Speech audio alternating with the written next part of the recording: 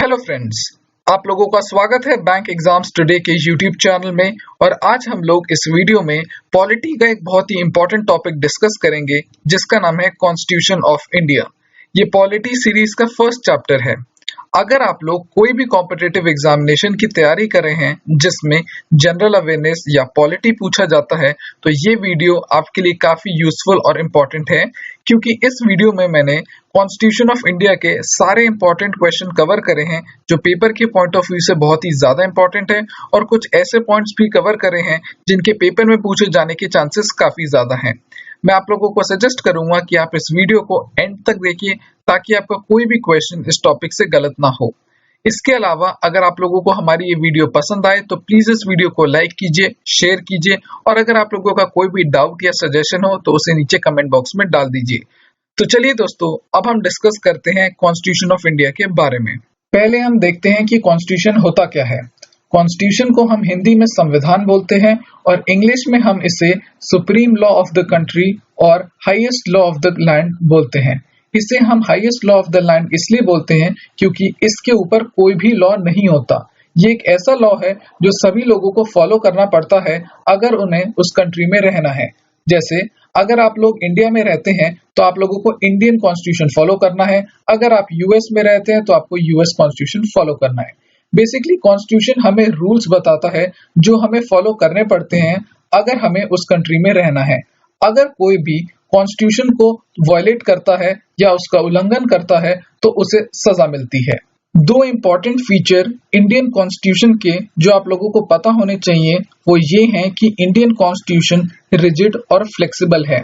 Indian constitution को हम flexible इसीलिए बोलते हैं क्योंकि अगर हमने पहले कोई लॉ बनाया है और हम चाहते हैं कि उस लॉ को हम चेंज करें या उसको हम मॉडिफाई करें तो वो हम कर सकते हैं अमेंडमेंट के थ्रू। और हम इसे रिजिड इसलिए कहते हैं क्योंकि अगर कोई एक इंडिविजुअल या पॉलिटिकल पार्टी उस रूल से खुश नहीं है और वो चाहती है कि हम इस रूल को चेंज करें तो वो पॉसिबल नहीं है। किसी भी रूल को चेंज करने के लिए आपको अमेंडमेंट करना पड़ता है और उसके लिए आपको मेजॉरिटी चाहिए होती है। इसीलिए हम इंडियन कॉन्स्टिट्यूशन को रिजिड बोलते हैं और फ्लेक्सिबल बोलते हैं। रिजिड और फ्लेक्सिबल दो इंपॉर्टेंट फीचर हैं इंडियन कॉन्स्टिट्यूशन के जो आप लोगों को पता होने चाहिए। एक और फीचर जो आप लोगों को इंडियन कॉन्स्टिट्यूशन के बारे में पता होना चाहिए वो ये है कि इंडिया का कॉन्स्टिट्यूशन वर्ल्ड का लार्जेस्ट रिटन कॉन्स्टिट्यूशन है। जितनी भी कंट्रीज जहां डेमोक्रेसी होती है उनका कॉन्स्टिट्यूशन जनरली रिटन होता है, लेकिन यूनाइटेड किंगडम एक ऐसी कंट्री है जहां पर डेमोक्रेसी तो है लेकिन उनका कॉन्स्टिट्यूशन रिटन नहीं है। तो ये एक एक्सेप्शन है और इससे पेपर में क्वेश्चन पूछा जा सकता है। तो आप याद रखिएगा यूनाइटेड किंगडम की जो कॉन्स्टिट्यूशन है वो रिटन नहीं है।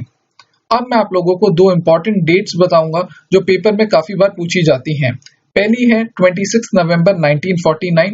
इस दिन कॉन्स्टिट्यूशन को लोगों ने अडॉप्ट करा था और 26 जनवरी 1950 में कॉन्स्टिट्यूशन काम करने लगा था।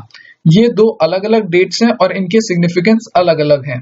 अब मैं आपको बताता हूँ एक शॉर्टकट ट्रिक जिससे आप इन्हें याद रख सकते हैं।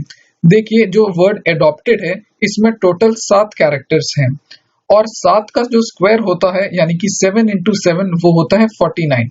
तो जहां भी आप लोगों को एडॉप्टेड वर्ड मिले उसके साइड आप 1949 लगा दीजिएगा और आपका आंसर सही होगा। तो एक ये शॉर्टकट ट्रिक है जिसे आप याद रख सकते हैं। अब मैं आप लोगों को बताऊंगा कि कॉन्स्टिट्यूशन बना कैसे था। देखिए, एक बहुत बड़ा मिसकंसेप्शन जो है वो ये है कि जब भी पेपर में क्वेश्चन आता है कि कॉन्स्टिट्यूशन किसने बनाया था तो उसमें एक ऑप्शन होता है बी आर अम्बेडकर का, और बहुत लोग बी आर अम्बेडकर को टिक करके आते हैं जो कि बिल्कुल ही गलत है। देखिए, कॉन्स्टिट्यूशन बनाया था कॉन्स्टिट्यूएंट असेंबली ने और कॉन्स्टिट्यूएंट असेंबली के अंदर बहुत सारी कमिटीज थी। उन कमिटीज में से एक कमिटी थी ड्राफ्टिंग कमेटी और B R Ambedkar drafting committee के चेयरमैन थे और ड्राफ्टिंग कमेटी ने कॉन्स्टिट्यूशन को ड्राफ्ट करा था, ना कि उसे फॉर्म करा था। तो आप ये याद रखिएगा, कॉन्स्टिट्यूशन को फॉर्म करा था कॉन्स्टिट्यूएंट असेंबली ने, ना कि बी आर अम्बेडकर ने। कॉन्स्टिट्यूशन को तो फॉर्म करा कॉन्स्टिट्यूएंट असेंबली ने, लेकिन कॉन्स्टिट्यूएंट असेंबली बनाई कैबिनेट मिशन ऑफ 1946 ने। तो ये आप ध्यान से याद रखिए, सबसे पहले आया कैबिनेट मिशन 1946 का, इसने बनाई कॉन्स्टिट्यूएंट असेंबली, फिर कॉन्स्टिट्यूएंट असेंबली ने बनाया कॉन्स्टिट्यूशन ऑफ इंडिया। नेक्स्ट जो चीज आप लोगों को पता होनी चाहिए वो ये है कि कॉन्स्टिट्यूएंट असेंबली को बनाने का आइडिया सबसे पहले किसने दिया था। तो वो थे एम एन रॉय और इन्होंने ये आइडिया दिया था 1934 में। 1935 में इंडियन नेशनल कांग्रेस ने भी डिमांड रखी कॉन्स्टिट्यूएंट असेंबली को फॉर्म करने की। इसके बाद ब्रिटिशर्स पर काफी प्रेशर था और फाइनली 1940 में ब्रिटिशर्स ने डिमांड मान ली और कॉन्स्टिट्यूएंट असेंबली को फॉर्म करने की इजाजत दे दी। इसको हम बोलते हैं ऑगस्ट ऑफर ऑफ 1940। नेक्स्ट आया क्रिप्स मिशन 1942 का। ये तब आया जब वर्ल्ड वॉर 2 चल रही थी।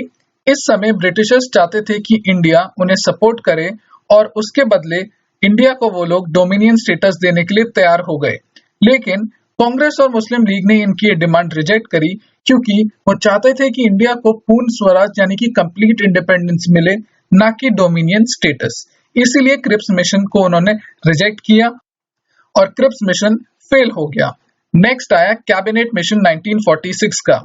इस मिशन के अंदर एक प्रोविजन पास हुआ जिसकी मदद से कॉन्स्टिट्यूएंट असेंबली बनी और बाद में कॉन्स्टिट्यूएंट असेंबली ने कॉन्स्टिट्यूशन ऑफ इंडिया को बनाया। जो फर्स्ट मीटिंग थी कॉन्स्टिट्यूएंट असेंबली की वो 9 दिसंबर 1946 को न्यू दिल्ली में हुई और इस मीटिंग को मुस्लिम लीग ने बॉयकॉट करा।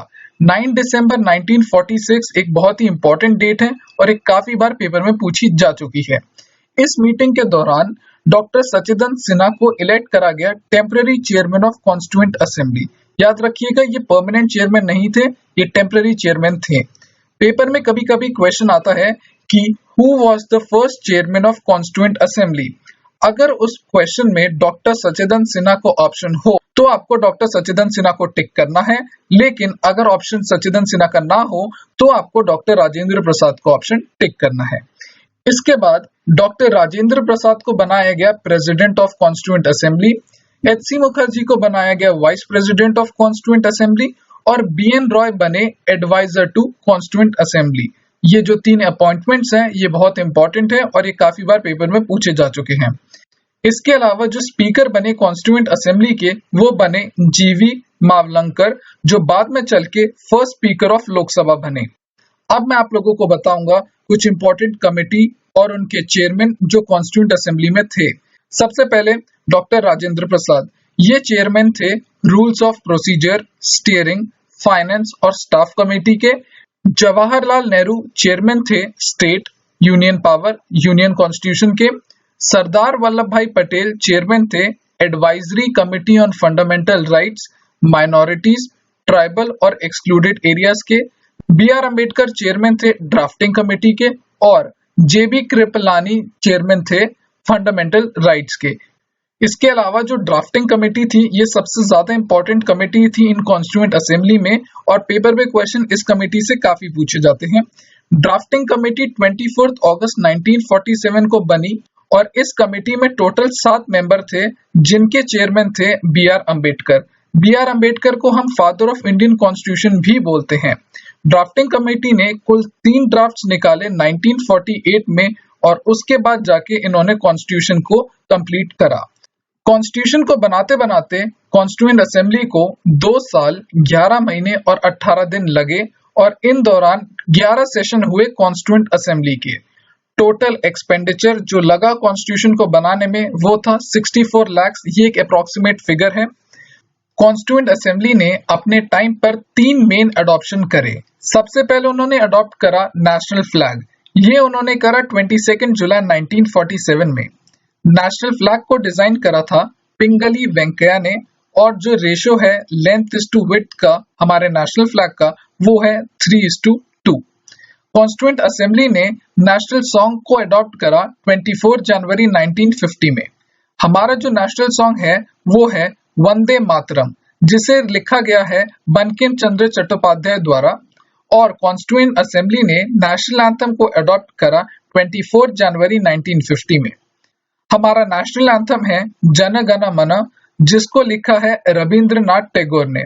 एक इम्पॉर्टेंट पॉइंट जो आप लोगों को नेशनल एंथम के बारे में पता होना चाहिए वो ये है कि हमें नेशनल एंथम को विद इन 52 सेकेंड्स ही गाना होता है। इसके अलावा जो फाइनल सेशन हुआ कॉन्स्टिट्यूएंट असेंबली का वो था 24 जनवरी 1950 को।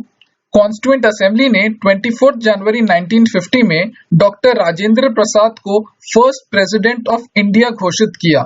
याद रखिए ये फर्स्ट प्रेसिडेंट कॉन्स्टिट्यूएंट असेंबली के नहीं, फर्स्ट प्रेसिडेंट ऑफ इंडिया के बारे में हम बात कर रहे हैं।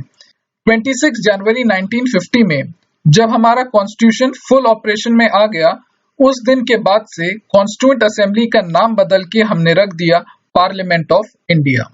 तो ये थे कुछ इंपॉर्टेंट पॉइंट्स कॉन्स्टिट्यूशन के बारे में।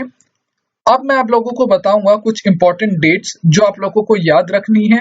ये डेट पेपर के पॉइंट ऑफ व्यू से बहुत ही ज्यादा इंपॉर्टेंट है और इनसे पेपर में काफी क्वेश्चन पूछे जाते हैं। तो मैं आप लोगों को सजेस्ट करूंगा कि आप इन डेट्स को अच्छे से याद कीजिए। सबसे पहली जो डेट है वो है 26 नवंबर 1949। इस दिन लोगों ने कॉन्स्टिट्यूशन को अडॉप्ट किया। 26 जनवरी 1950 में कॉन्स्टिट्यूशन फुली ऑपरेशनल हुआ। जो कैबिनेट मिशन था वो आया 1946 में, जिसने कॉन्स्टिट्यूएंट असेंबली को फॉर्म करा। 1934 में पहली बार कॉन्स्टिट्यूएंट असेंबली बनाने का आइडिया दिया गया और ये दिया आइडिया एम.एन. रॉय ने। 1935 में इंडियन नेशनल कांग्रेस ने ऑफिशियली डिमांड करी फॉर्मेशन ऑफ कॉन्स्टिट्यूएंट असेंबली के लिए। अगस्त ऑफर आया 1940 का, जिसमें ब्रिटिशर्स ने एक्सेप्ट करी कांग्रेस की ये demand. First meeting of constituent assembly जो थी वो हुई 9 दिसंबर 1946 को न्यू दिल्ली में। ड्राफ्टिंग कमेटी जो थी वो 24 अगस्त 1947 को बनी। कॉन्स्टिट्यूएंट असेंबली ने नेशनल फ्लैग अडॉप्ट करा 22 जुलाई 1947 में। कॉन्स्टिट्यूएंट असेंबली ने नेशनल सॉन्ग अडॉप्ट करा 24 जनवरी 1950 को। कॉन्स्टिट्यूएंट असेंबली ने नेशनल एंथम को अडॉप्ट करा 24 जनवरी 1950 और जो फाइनल सेशन हुआ कॉन्स्टिट्यूएंट असेंबली का वो था 24 जनवरी 1950। तो ये थे कुछ इंपॉर्टेंट डेट्स जो आपको याद रखने हैं। इसके अलावा मैं आप लोगों को एक चीज सजेस्ट करूंगा, वो ये है कि जब आप इस वीडियो को देख लें और इसे अच्छे से याद कर लें तो इसका आप एक टेस्ट दीजिए। टेस्ट का लिंक मैंने नीचे डिस्क्रिप्शन में मेंशन किया है, आप उसे वहां से ले सकते हैं। टेस्ट से पता चलेगा कि आपको ये टॉपिक कितना समझ आया है।